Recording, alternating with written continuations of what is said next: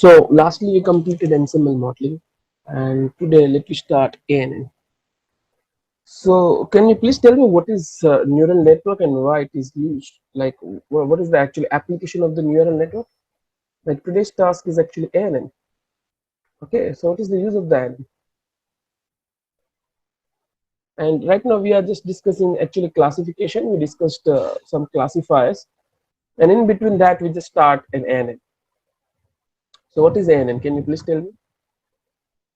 ANN means artificial neural network, but what is the use of that? This is normal, in this session we will just discuss about the ANN. Okay, हम लोग कोई specification के हिसाब से नहीं चलेंगे, but I want to just clear one thing. What is neural network? Yes, anyone? Prithvish, Maulik sir, Vijay sir. Classification के in between में क्यों लिया हमने इसको? Yes. सर एक टास्क को मल्टीपल डिवाइड करके प्रोसेसिंग करने के लिए न्यूरल नेटवर्क एक टास्क को मल्टीपल टास्क में डिवाइड करके, ठीक है. Anything else? मतलब सर एक तो ये चीज हुई, दूसरा मेरा क्वेश्चन ये था कि क्लासिफिकेशन के बीच में क्यों लिया? इज इट अ क्लासिफायर और is it deep learning?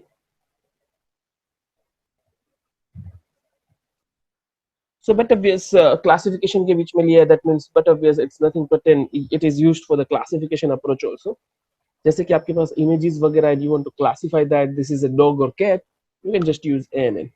Okay, so like काफी सारी काफी सारी applications है, ऐसी काफी सारी situations है जहाँ पे normal अपने SVM, decision tree, KNN वो लोग perfectly work नहीं कर पाते.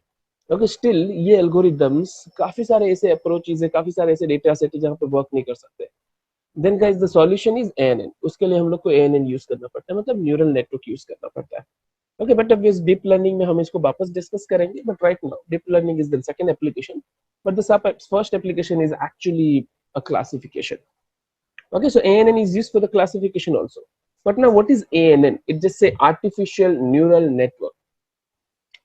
So जैसे सर ने ऐसा बताया कि हम लोग एक ही चीज को मल्टीपल टास्क में डिवाइड करके देन कुछ वर्क करना चाहते हैं, कोई मॉडल डेवलप करना चाहते हैं, कुछ चीज को मतलब कोई डेटा सेट के थ्रू मॉडल को ट्रेन करना चाहते हैं. बट उससे पहले ANN किस हिसाब से स्टार्ट हुआ? Okay, and like what is actually ANN, वो सब पहले स्टार्ट करके ANN में से ए हटा देते हैं, पहले न्यूरल नेटवर्क समझते हैं. Okay, so motivation for the ANN. So consider this picture. Okay, before some years, like in 1995, scientists make simple practice एक simple सा experiment किया, and in that experiment they have two things. Like the first thing is actually pigeon, not the thing, but first bird is there, that is pigeon, and a rat. Okay, उन्होंने दो काम किया कि pigeon और rate का actually उनका mentally capacity उनको major करना था. ये लोग सोच सकते हैं कि नहीं? ओके, पिजन, रेट या कोई और एनिमल जैसे कि मंकी, ये सब कुछ मेमोराइज्ड कर सकते हैं कि नहीं, कुछ सोच सकते हैं कि नहीं. So what they did, pigeon को जैसे ऊपर टाइटल दिया, thinking is possible even with a small brain. So pigeon को उन लोगों ने दो अलग अलग पेंटर्स के पिक्चर्स शो किए. Okay, consider we have a painter A and painter B. Painter A के 5 पिक्चर शो किए 1 2 3 4 5, पेंटर बी के 5 पिक्चर शो किए 1 2 3 4 5. तो what that pigeon did, उसने उसमें से पैटर्न रिकॉग्नाइज किया. ओके, उसने उसमें से पैटर्न रिकॉग्नाइज किया कि first painter, in the sense painter A, generally इस तरह के पिक्चर्स बनाता है और हर एक पिक्चर्स में कुछ तो कॉमन पैटर्न है. पिक्चर बी, मतलब सॉरी पेंटर बी, जनरली कोई पिक्चर्स के अंदर एक पैटर्न वहां पे उसका कुछ एक्चुअली बोल सकते हैं मास्टर स्ट्रोक है, या उसका जो भी एक मतलब आप ऐसा बोल सकते हो कि उसको उसने अपने आप को आइडेंटिफाई कराने के लिए पैटर्न वहां पे रखा हुआ है. So both the painters just set some pattern in that picture. So now after that, जब उसके बाद जब एक रैंडम इमेज लेके पिजन को दिया गया, देन गाइस हम लोग सरप्राइजली उसने 85% एक्यूरेसी के साथ उसको आइडेंटिफाई किया. So that's the thing, 85% accuracy के साथ उसने आइडेंटिफाई किया. So that's quite good accuracy. Okay, pigeon के हिसाब से देखे तो क्वाइट गुड एक्यूरेसी, बट हमारे एल्गोरिदम के हिसाब से देखे then it's not a good accuracy. Okay, at least 95-96% जाना चाहिए, but still that's fine. So that's the thing कि हम लोग लाइक पिजन भी कुछ तो लाइक क्लासिफाई कर सकते हैं अगर उसको ट्रेनिंग प्रोवाइड करें. इन अ सिमिलर वे, लाइक अगर हम लोग एक मेज एग्जांपल ले, okay, like red a train to run in a maze. So what they did, एक जगह अपने लाइक ये कुछ मेज है, ओके, एंड इसके अंदर रेट को रखा गया. So like after some time just find the path, okay, for the exit. And after like अगर उसी मेज में उसको सेकंड टाइम उसको श्योर किया जाता है, मतलब सेकंड टाइम रेट को उसी मेज के अंदर बुलबुलैया के अंदर रखा जाता है, देन व्हाट हैपेंड, वो दूसरी बार उसको ढूंढना नहीं पड़ता, वो उसको मेमोराइज करता है. ओके, सेकंड टाइम उसको ढूंढना नहीं पड़ता, वो उसको मेमोराइज कर देता है. उसी तरीके से देखे तो लाइक लाइक लाइक उसको काफी सारे ड्रग्स, केमिकल्स, एक्सप्लोसिव, काफी सारी चीजों का एक्चुअली वो मेमोराइज कर सकता है. So they just note down one thing कि भाई अगर ये स्मॉल ब्रेन से कुछ काम काज हो सकता है, then can I just give the brain to my machine. उसको बोल सकते हैं कि कुछ मेमोराइज करे. तो यहाँ से मशीन लर्निंग धीरे धीरे, एक्चुअली 1943 से मशीन लर्निंग का इंट्रोडक्शन हुआ था, बट स्टिल धीरे धीरे मशीन लर्निंग में और इम्प्रूवमेंट आने लगा. Okay, just read this thing, like pigeons were able to discriminate between, like this is a first guy when Gok and Chagal, that is the second guy with 95% accuracy, that is actually 85. यहाँ पे like कुछ mistake, 85 accuracy, okay, when presented with pictures they have trained on. Okay, so यहाँ पे 85% accuracy मिला. In a similar way, and actually 95% जो उनको दिया था, जो ट्रेनिंग था उसके लिए, और 85% यहाँ पे टेस्टिंग में है. ओके, जो अनसीन पेटिंग था उसमें 85%, तो ये टेस्टिंग था, ये ट्रेनिंग था, दैट्स फाइन. ओके, ये ट्रेनिंग था, then it is okay. And in a similar way, like rats and the mics can also memorize the image and orders of something and something like that. So अगर उनके पास इतना दिमाग है, then we can do one thing. Then what our actually like scientists did, उन्होंने ऐसा simple सा काम काज किया कि अगर अपने कोई भी एक छोटा सा बर्ड ले लो, छोटा सा एनिमल ले लो, या ह्यूमन ले लो, वो कुछ ना कुछ सोच सकते हैं, कुछ ना कुछ मेमोराइज कर सकते हैं. दैट मीन्स मशीन भी कुछ कर सकता होना चाहिए.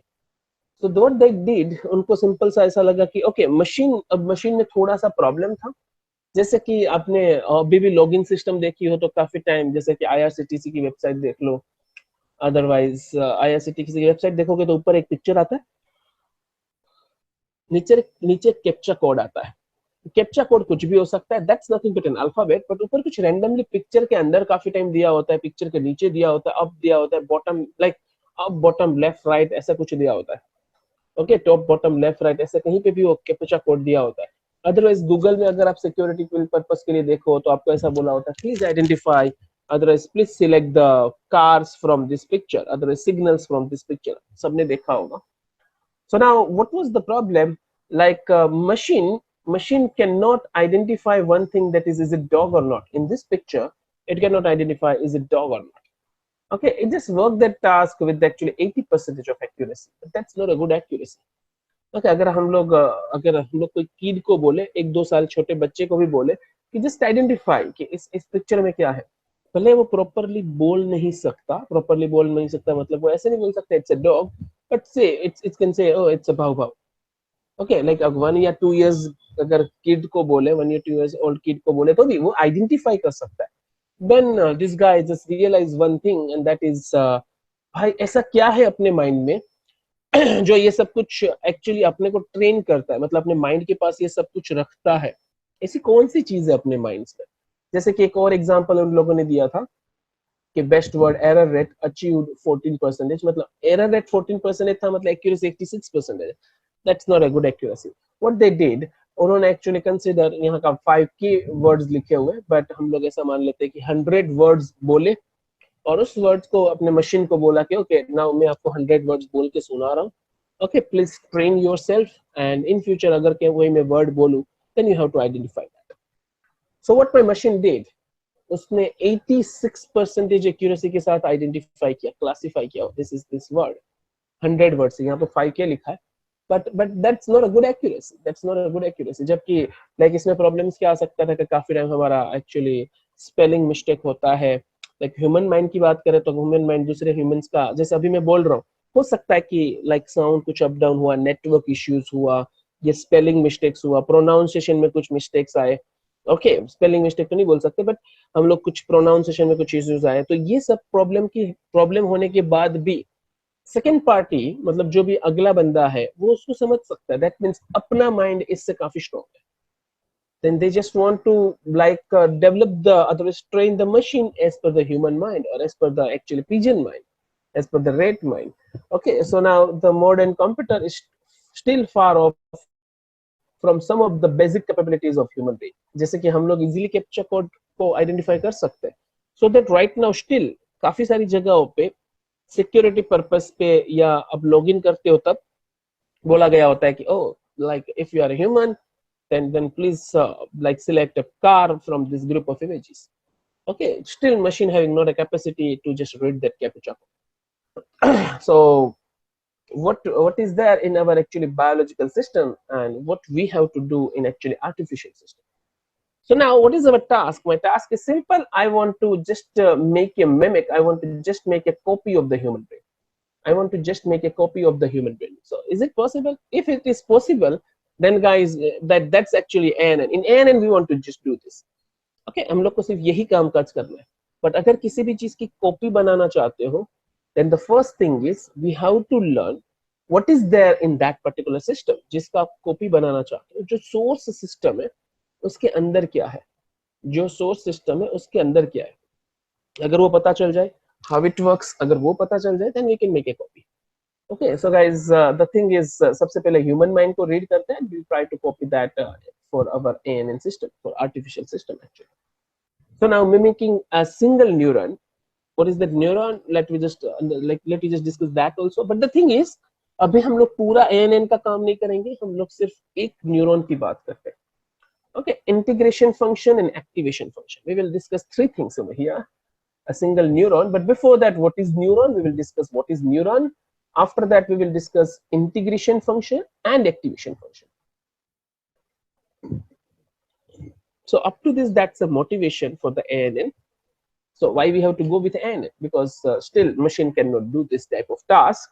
But as we know, actually, like some animals, some birds having a memorized capacity, but obviously human having a higher memory capacity. So what is our requirement? We want this capacity, we want to just give this capacity to our machine. So what we have to do, we have to just learn this our biological systems we have to learn, and we will not learn biology. हाँ, हम लोग पूरा biology learn नहीं करने वाले, but basic concepts we will just take from that. So पहले हम लोग biological मतलब इस brain के अंदर समझेंगे कि इसका mechanism क्या है.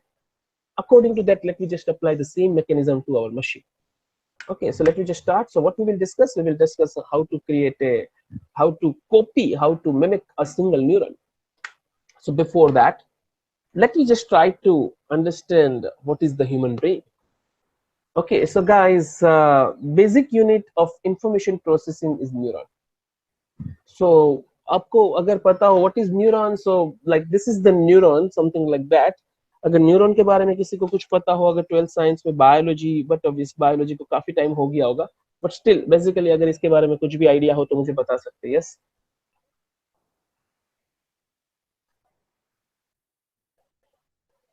ये बायोलॉजी से उठाया हुआ है 12th साइंस. विजय सर, मौलिक सर, पृथ्वी सर.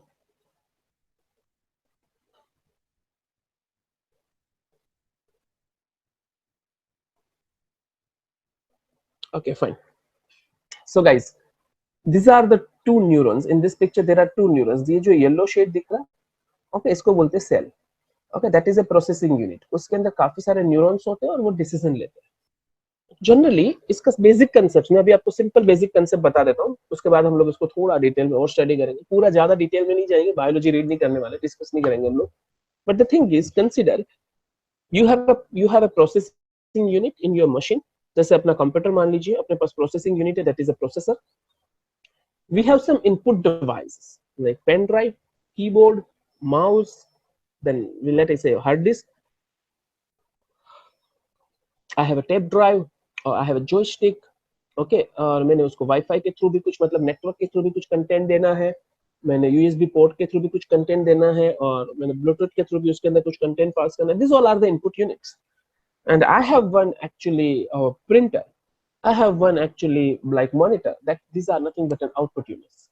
तो जैसे इनपुट यहाँ सब जगह से पास होगा, what that processing unit will do, it will just do some process, वो उसके ऊपर कुछ प्रोसेस करेगा एंड प्रोसेस करने के बाद वो मुझे आउटपुट देगा.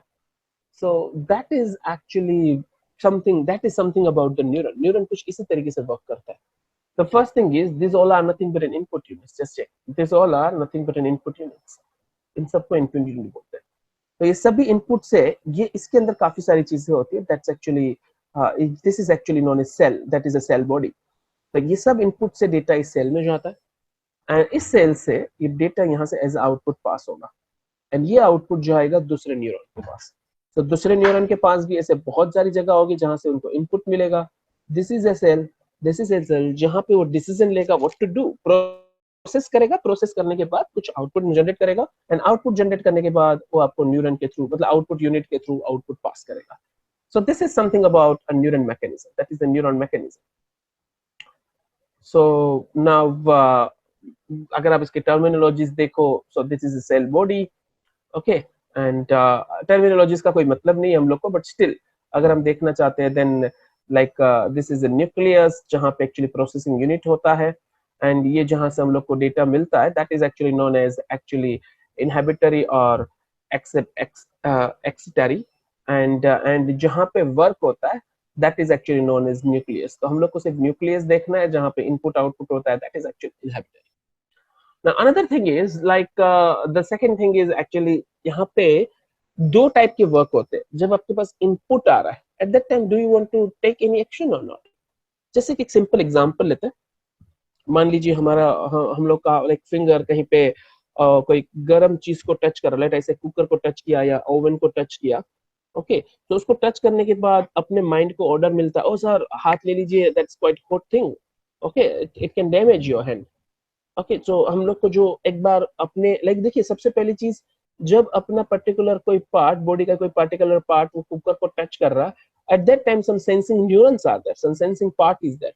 वो सेंसिंग पार्ट कुछ इनपुट कलेक्ट करते हैं, कुछ प्रोसेस करते हैं, आगे वो डेटा पास करते हैं, now second neuron that will be our hand. Consider हम लोग ऐसा होता है कि लाइक अपना हाथ कहीं पे टच हो रहा है तो second neuron is our hand. Third neuron is actually like it's continuously there are lots of neurons and ऐसे न्यूरॉन का सीक्वेंस होते अपने माइंड के पास जाता है. So mind having some decision power. Actually, what is there in your mind? There are bulk of neurons. That can actually take a decision. Up to this जितने भी neurons थे, उन्होंने सिर्फ और सिर्फ डेटा पास किया हुआ. Up to this जितने भी neurons थे, उन्होंने सिर्फ डेटा पास किया हुआ. But what about your mind? It will take a decision. वो decision लेंगे. And decision लेने के बाद it will just say, oh, like it will just make a order and वो order आपको written position में मिलेगा. एंड आपके जो हैंड के मसल्स है उनको बोलेंगे oh please like take a hand from that, okay particular जो भी अपने पास वहां पे आइटम था, पर्टिकुलर कुकर या जो भी चीज था वहां से आप अपना हैंड रिमूव कर दीजिए. Okay so that's that. So actually decision आपके माइंड के पास है, so it has a bulk of neurons, nothing else. But बाकी सब न्यूरॉन्स एक्चुअली या डिसीजन जब तक नहीं आता तब तक डिसीजन मतलब डेटा पास कर रहे हैं. In short I mean to say ये फर्स्ट न्यूरॉन के पास डेटा आया, इट जस्ट प्रोसेस समथिंग, कुछ नया इसने लाइक कलेक्शन जनरेट किया एंड उस कलेक्शन को आगे पास किया. बट इन सम केसेस हम लोग डेटा पास नहीं करते. सम केसेस ये न्यूरॉन उसको इग्नोर कर देता है, just leave it guide, it's fine, ये होता है. Otherwise let us just say कि मेरे पास एक्चुअली दो अलग अलग जगह से ऑर्डर आया था. like consider there is a pain in my feet, so that's the first order, there is a pain in my feet, and second order is like my hand just touched the cooker, some hot things. Okay, so दो जगह से order आया था. then what's the first action, priority कहाँ पे होगी? so but obvious priority होगी अपने like हैंड के ऊपर कि भाई वहां पे डैमेज हो रहा है, उसको पहले ले लीजिए, अब पैर का जो दर्द है उसको बाद में डिस्कस कर लीजिए. okay so that's that. so दो जगह पे आया तो एक को इग्नोर करना है, एक के ऊपर काम करना है. Otherwise, let me take another example. Consider कि आपके सामने कोई एक फास्ट बॉल कोई फेंक रहा है, you want to just catch that, otherwise you can just move from that. दो ऑप्शन, either आप वहां से उस पर्टिकुलर चीज को आप कैच कर लीजिए, अदरवाइज वहां से दूर चले जाइए. you have two options actually. so ये जो this is the complicated decision, इतने सेकेंड्स में हम लोग को ये डिसीजन लेना है. so ये सब डेटा अपने न्यूरॉन्स के थ्रू अपने माइंड के पास जाएगा. Mind will just say, oh do this thing. So either of the thing that guy has to do. So guys processing कैसे हो रहा है, तो आपने जो भी न्यूरॉन्स की बात की, यहाँ पे जो भी न्यूरॉन्स का हमने बातचीत किया, तो जब ये डेटा कलेक्ट करके न्यूक्लियस में जब जाते हैं, सो nucleus having a threshold, threshold in the sense it has actually one point, कि अगर इसके ऊपर डेटा आता है, अगर इसके ऊपर डेटा आता है, then you have to pass that thing to a next neuron, otherwise just ignore that. Okay, otherwise you have to just take an action, otherwise just ignore that. Okay, so it has some actually milestone, it has actually a threshold, let I just say 1. So 1 से ऊपर अगर आपका कुछ answer generate हो, pass it to the next one. 1 से नीचे answer है, just ignore that, just ignore that. So that is the concept of neuron actually. So now let me just discuss that. So our mind, in our mind, there are actually, that's nothing but actually a unit of neurons, otherwise bulk of neurons are there, and number of neurons are actually 10 raised to 11. That's quite high. Okay, 10 raised to 11 मतलब काफी ज्यादा neurons हमारे पास है. Okay, average number of connection per neuron is actually 10 raised to 3 or 10 raised to 4. मतलब एक neuron दूसरे 10 raised to 3 या 10 raised to 4 neurons के साथ कनेक्टेड है. So that's the thing. अब जैसे अगर हम फेसबुक की बात करें, देन फेसबुक के पास right now 10 raised to 9 connections है, मतलब यूजर्स है 10 raised to 9. some are actually fake, but still 10 raised to 9 connections are there. Still Facebook यहाँ तक नहीं पहुंच पाया.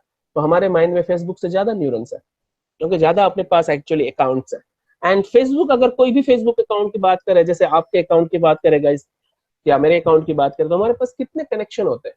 We have generally 100 friends, 200 friends, 500 friends. But यहाँ पे ऐसा बोल रहा है sir you have actually 10,000 friends. Actually एक बंदे के 10,000 फ्रेंड्स है, दैट्स क्वाइट गुड. लाइक इतना सारा कॉम्प्लिकेटेड अपने माइंड में है. सो अगर ऐसा, अगर हम खुद बना सके ऐसा सिस्टम, एक ही सिस्टम में इतना सारे इंटरनली कनेक्शंस हो, देन गाइस हम ह्यूमन माइंड बना चुके हैं. मतलब ह्यूमन माइंड जो जो चीज ले सकता है, एक्शन ले सकता है, वो सब एक्शन हम यहाँ से करा सकते हैं. But that's about to impossible. अब तक वहां तक नहीं पहुंचे, बट स्टिल काफी कुछ किया हुआ है. So what we want to do, neurons का मतलब एक ऐसा यूनिट जहां पे इनपुट होगा, कुछ प्रोसेस होगा, सम थ्रेशोल्ड इज देयर, एंड कुछ आउटपुट जनरेट होगा. मैं रिपीट कर रहा हूँ, न्यूरॉन्स मतलब क्या, एक ऐसा यूनिट जहां पे बहुत सारे इनपुट होंगे, डेटा एंटर होने के बाद कुछ प्रोसेस होगा, एक threshold. What is that threshold? That's a parameter.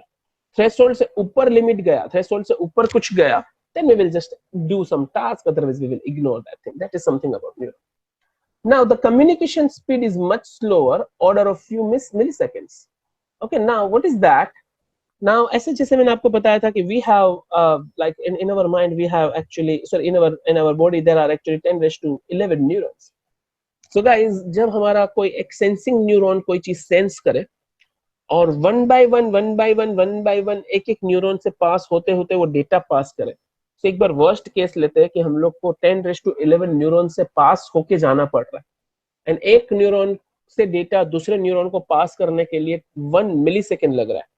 So guys 10 raised to 11 milliseconds मतलब इट्स मोर देन 1 ईयर. उससे ज्यादा डेटा आपको टाइम लग जाएगा डेटा ट्रांसफर करने के लिए.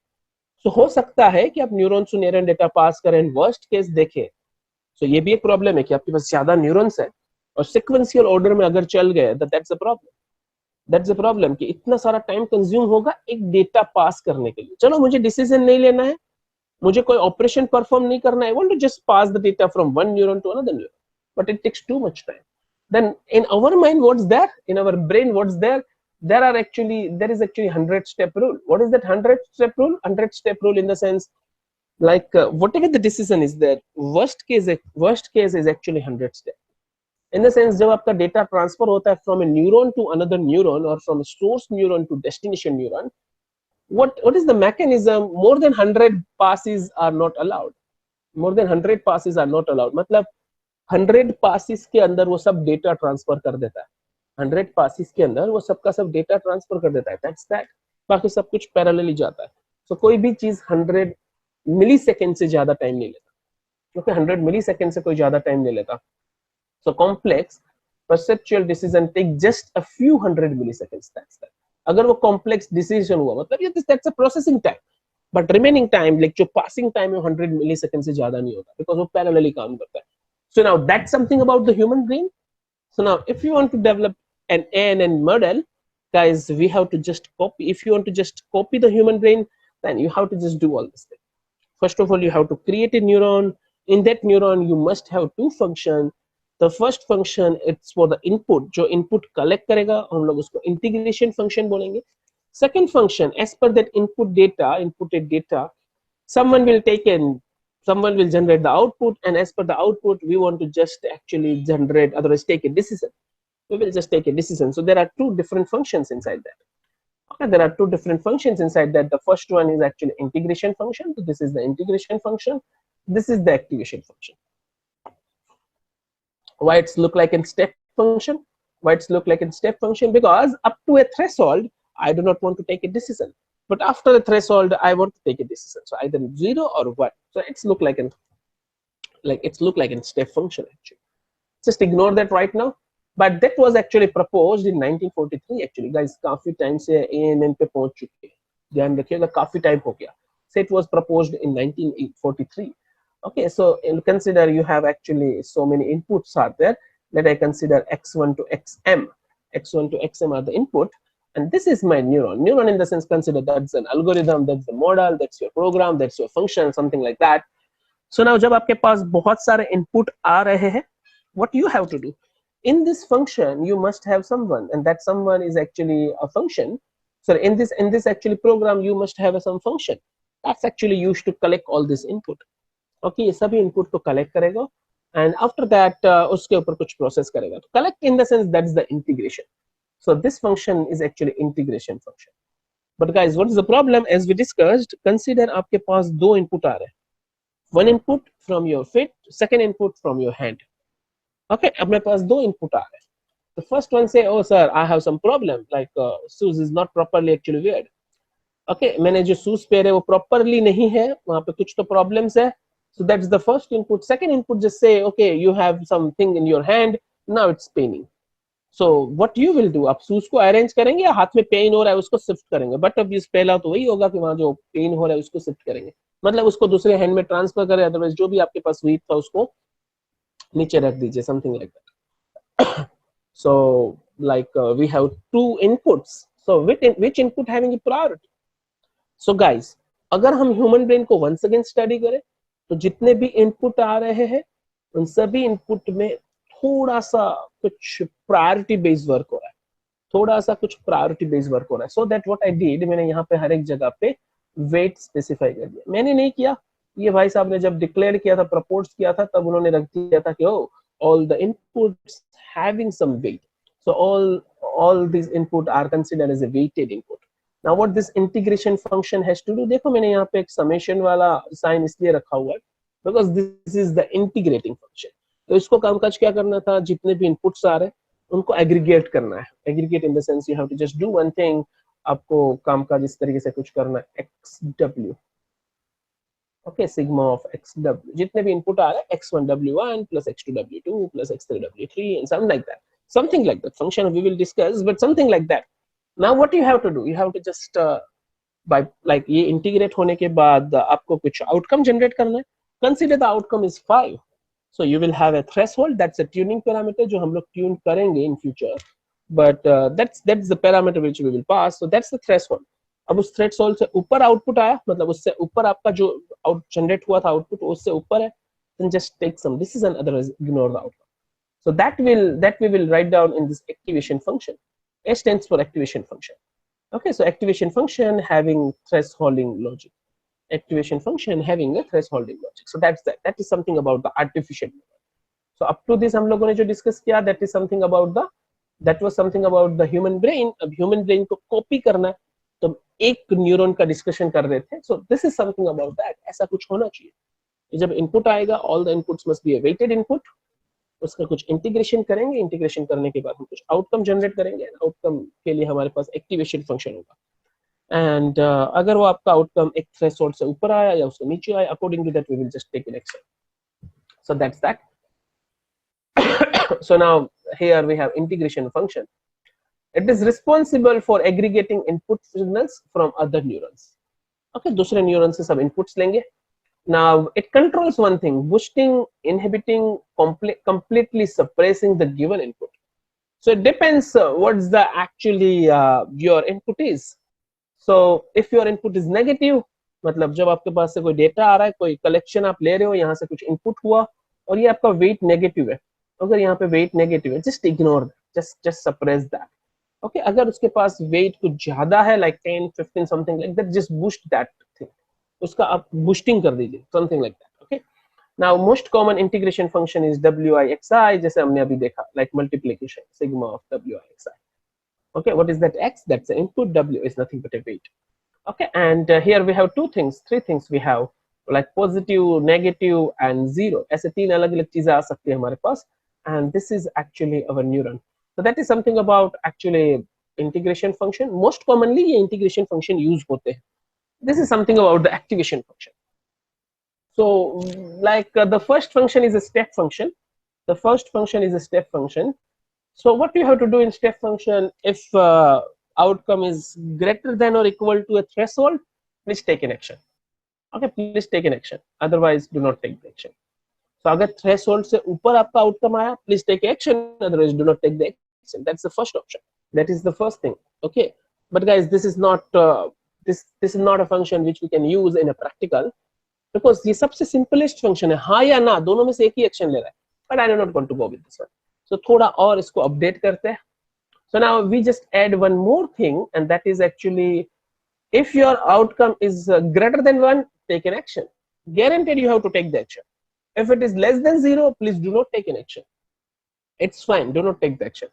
जैसे मान लीजिए मैं ऐसा बोलूं, okay, like there is a small thing, like एक ऐसे छोटी सी चीज है, let us just take an example. एक छोटा सा कोई भी मच्छर मान लीजिए, okay, मॉस्किटो आपके सामने आ रहा है, you have not to move yourself. हम लोग को उसके पाथ से दूर जाने की जरूरत नहीं है, that's fine, it's okay. But मान लीजिए उसकी जगह कहीं से एक बड़ा सा बॉल आपके सामने आ रहा है, लेट से फुटबॉल आपके सामने आ रहा है, then you have to move. आपको अपने अपने को प्रोटेक्ट करने के लिए वहां से हट जाना चाहिए, अदरवाइज हम लोग को अपने अपने आगे अपने हाथ रख देनी चाहिए, अदरवाइज कोई और चीज रख देनी चाहिए। So we have two types of things, या तो एक्शन लेना है या एक्शन नहीं लेना है, या तो एक्शन लेना है या तो एक्शन नहीं लेना है। Otherwise the third thing is, मतलब यहाँ देखो 1 था, Here I have, यहाँ पे मेरे पास 1 and 0 के बीच में मैं रेंज ले रहा हूँ। यहाँ पे सिर्फ ग्रेटर देन इक्वल टू 0 और लेस देन 0, ऐसे दो चीज है।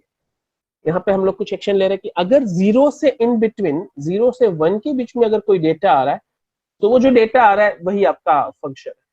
So that's actually ramp function. Just check, 0 से 1 तक के बीच में जो डेटा आ रहा है उसके लिए एज इट इज आप वही एक्शन लीजिए। So that is the one type off ramp function. या 0 की जगह हमने a लिखा हुआ, सो ए मतलब अगर ए से डाउन डेटा आया, then do not take an action. A plus 1 से ज्यादा डेटा अगर आ रहा है, then always take an positive action, always take an positive action. और अगर आपके पास A and A plus 1 के बीच में डेटा आ रहा है, then जो भी डेटा आ रहा है that's your action. Okay, and that's actually a ramp function. और इसको और थोड़ा practically देखें, then we have actually sigmoid function. So now what is this sigmoid function? So sigmoid function का कुछ फॉर्मूला इस तरीके से, गाइस ये सब के सब एक्टिवेशन फंक्शंस, इंटीग्रेशन फंक्शंस सब देख चुके, अकॉर्डिंग टू दैट हम कुछ एक्टिवेशन फंक्शन की बात कर रहे हैं। So now this is the activation function. Sigmoid में कुछ ऐसा लिखा जाता है, e is nothing but a constant, value is 2 point something, you can just google it. Okay, so like e is a constant value, lambda is almost 1 for the ann. lambda की value हम लोग generally 1 रखते हैं, जैसे कि इससे पहले हमने like like gradient boosting machine GBM में हम लोगों ने रो की वैल्यू 1 रखी थी। Similar you can just tune that also, but that's not a recommendation. So lambda is always a 1 for actually like ANN, but in sigmoid that's also a parameter. अगर mathematically देखें तो सिग्मोइड के लिए वो parameter है। And what about this f? That's our input, that's our input. So this is the sigmoid function. It is almost a ramp type of thing, but guys be careful. ये actually अभी 0 और 1 के बीच में, देखिए ये 0 है, okay, picture इतना अच्छे से क्लियर नहीं है, दिस इज 1। सो 0 और 1 के बीच में पूरा का पूरा यहाँ पे एक्चुअली ड्रॉ किया हुआ है, ओके। बट गाइस ये सिग्मोइड होता है। सिग्मोइड मतलब ये कभी भी ये 1 वाली लाइन को टच नहीं करेगा और कभी भी 0 वाली लाइन को टच नहीं करेगा। It's tends to 1, tends to 0, in between that ही वो रहता है, 0 और 1 की रेंज में ही रहता है, ओके। एंड ये लैम्बडा की डिफरेंट वैल्यूज के हिसाब से हमारा सिग्मोइड फंक्शन है। तो आपको किस टाइप का, it will just one type of ramp, but S type का एक शेप दे रहा है, ओके। एस टाइप का एक शेप दे रहा है कि यहाँ से यहाँ तक के बीच में हम लोग कुछ डिसीजन लेंगे, और बाकी जो भी डेटा है उसमें नेगेटिव डिसीजन या पॉजिटिव डिसीजन परफेक्ट नहीं होगा, somewhat negative, somewhat like positive decision. So that is the third function. So ऐसा कुछ जनरली हम लोग यूज करते हैं। बट गाइस एक्टिवेशन फंक्शन में इन तीनों में से कोई भी यूज नहीं होता, but this are the things जो जनरली सब लोग यूज करते हैं। And right now real world में जो फंक्शन यूज होता है that's the ReLU, that's the ReLU in the sense rectified linear units, rectified linear units, that's the ReLU. Generally ReLU function अभी right now as a activation function use होता है। ये सब कुछ हम क्यों डिस्कस कर रहे हैं? Let me recall all the things. Sir हम लोग को एक्चुअली ANN चाहिए, we want a classifier जो images को क्लासिफाई कर पाए, जो हमारा SVM, not only images, there are lots of things जिसको क्लासिफाई करने के लिए SVM or let I say like neobars, decision tree having not in capacity, they are not accurate actually, इन सबको क्लासिफाई करने के लिए इतने एक्यूरेट नहीं है, but human mind can classify. So हमने human mind like study किया थोड़ा बहुत, and we just got an idea there is a neurons in that. So हम उस neurons को copy paste करने की ट्राई कर रहे थे, but neurons का mechanism देखा, so neurons के mechanism में हमको समझ में आया, oh in that neuron we have some inputs, we have output. So inputs मतलब like कोई तो ऐसा function होगा अपने न्यूरॉन के अंदर जो ये सभी इनपुट्स का कलेक्शन करके कुछ आउटकम जनरेट कर रहा है, एंड दूसरा एक एक्टिवेशन फंक्शन होगा जो डिसीजन ले रहा है, एज पर दैट आउटकम वो डिसीजन ले रहा है। सो अकॉर्डिंग टू दैट हमने भी ऐसा कुछ यूनिट बनाने का सोचा जिसमें दो फंक्शन होंगे। पहला फंक्शन होगा जो सबके सब इनपुट्स को कलेक्ट करेगा, but there are some actually weighted inputs, and एक फंक्शन होगा जो आउटकम जनरेट करेगा, मतलब एक्टिवेशन करेगा। Okay, that's an activation function जो कुछ डिसीजन देगा। तो हमने तीन एक्टिवेशन फंक्शंस ऑलरेडी देखे, step function, ramp function and sigmoid. Now the fourth one is actually ReLU. So what ReLU says, so ReLU में एक छोटा सा प्रॉब्लम है, it's hard to differentiate at actually zero पे उसको differentiate करना hard है, मतलब अब तक नेगेटिव रिस्पॉन्स था, on the spot there is a positive response. तो at the zero what I have to consider, zero is an actually point जहां से नेगेटिव का पॉजिटिव होगा। तो मुझे जीरो पे आइडेंटिफाई करना थोड़ा टफ है, जीरो पे एक्शन लेना टफ है कि जीरो पे मैं नेगेटिव रखूं या पॉजिटिव रखूं, तो दैट्स द प्रॉब्लम। डिफरेंशिएट करने के लिए वहां पे प्रॉब्लम है। So there is a like there are lots of algorithm which can just take a decision कि जीरो पे क्या करना है। डिफरेंशिएट करने के लिए काफी सारे algorithms है, but just ignore right now. So what ReLU will do, it just do one thing. If you have an input 0, just return 0, otherwise return whatever the data you have. Okay, so that's a one type of ramp function, but with the infinite thing. That's a one type of ramp function. Oh, that's a straight line, huh? So but with the actually infinite thing. Okay, so that is known as a ramp function also. But ये देखो आगे के जो ramp function थे उसमें एक time के बाद once again वो पॉजिटिव हो जाता है। तो अब हर एक चीज के लिए अब आंसर वन ही देना है, but ये डिपेंड करता है भाई, whatever the input is there you have to just return that as an output. Okay, we can just modify that as ReLU. So it increases the nonlinear properties of the decision function of the overall network. So that's quite accurate. It gives a like better accuracy actually. So that